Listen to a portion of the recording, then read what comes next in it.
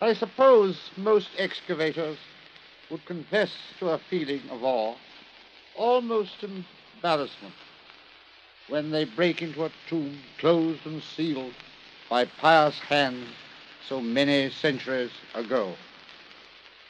33 centuries had passed since human feet last trod the floor on which we stood, and yet the signs of recent life were around us.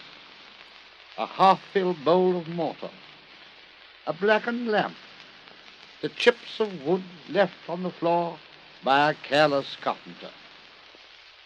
We had penetrated 2 chambers, but when we came to a golden shrine with doors closed and sealed, we realized that we were in the presence of the dead king. We were to witness a spectacle such as no other man in our times had been privileged to see. I carefully cut the cord, removed the precious seal, drew back the bolts, and opened the doors, when a second shrine was revealed, even more brilliant in workmanship than the last. With intense excitement, I went forward and unbolted the inner doors.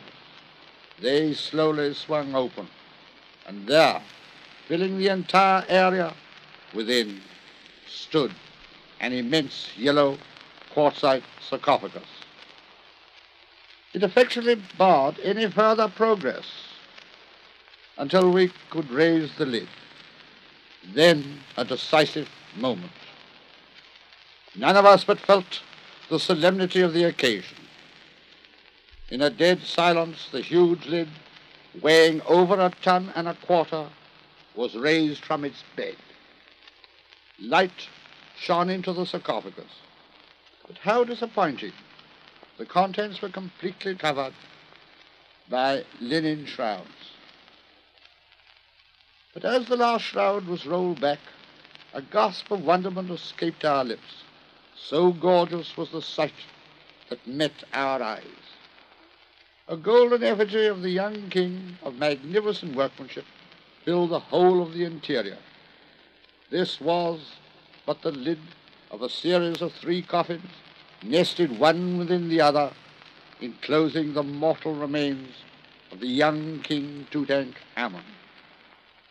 Laid on that golden outer lid was a tiny wreath of flowers, as it pleased us to think, the last farewell offering of the widowed girl queen to her husband.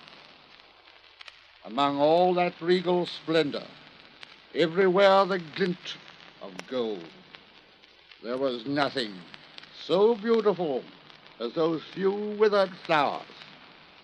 They told us what a short period 3,300 years really was. But yesterday and the morrow. Carter was a strange fellow in many ways, but he had great gifts. He was little short of a genius in the practical mechanics of excavation and in the recording and preservation of fragile objects of antiquity.